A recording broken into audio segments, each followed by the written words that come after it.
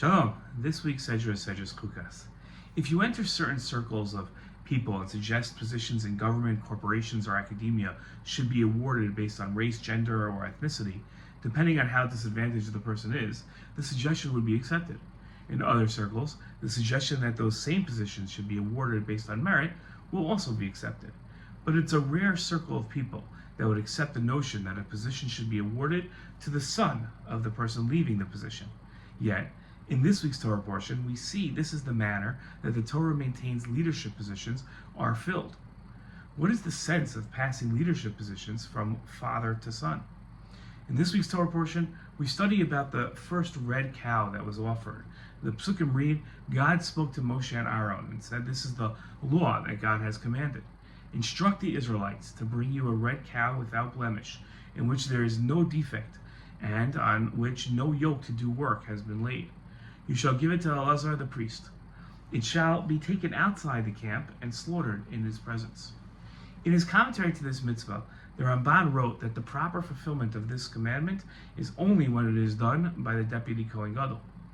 This doesn't mean that the obligation to perform this commandment always falls on the deputy Kohen Gadol, rather than devolving upon the Kohen Gadol or any other ordinary Kohen. But that this was a special temporary command in the case of the first red heifer, that it should be done by Elazar, who happened to be the deputy Kohen Gadol. In the words of the Sifri, the Rambam continued teaching, the text of the Torah taught that the red heifer was to be prepared by the deputy Kohen Gadol. This is made evident by the fact that although Aaron the Kohen Gadol was still living, Elazar, who was the deputy Kohen Gadol, burnt the heifer. As the verse of the Torah stated, you shall give her to Elazar the Kohen. This first heifer was to be prepared by Elazar, but all other heifers in subsequent generations must be prepared by the Kohen Gadol. This commandment, because of its profound importance, deserved to be given to the greatest of the Kohanim, and yet it was not given to Aaron but to Elazar the deputy. Perhaps, says the Ramban, this mitzvah was to be done by Elazar in order to crown him and initiate him during the lifetime of his father by means of one of the commandments of the Kohanim. The Rambam, who wrote about his son taking over for his father the king, wrote, once a king is anointed, he and his descendants are granted the monarchy until eternity, for the monarchy is passed down by inheritance. As it's written in the Torah, he, the king and his descendants, will prolong in their reign in the midst of Yisrael. If the king leaves only a young son, the monarchy should be held for him until he matures, as Yehoiada did for Yoash. The order of inheritance of the monarchy is the same as that governing the inheritance of property. An older son is given precedence over a younger one. Not only the monarchy, but all positions of authority and appointments in Israel are transferred to one's children and grandchildren as inheritances forever.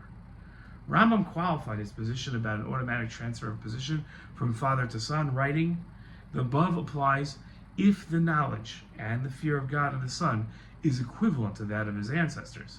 If his fear of God is equivalent to theirs, but not his knowledge, he should be granted his father's position and given instruction. However, under no circumstances should a person who lacks the fear of God be appointed to any position in Israel, even though he possesses much knowledge. The Torah is a rational and logical system. There are many times a Torah subject is studied, and at first glance, it presents as something irrational or illogical.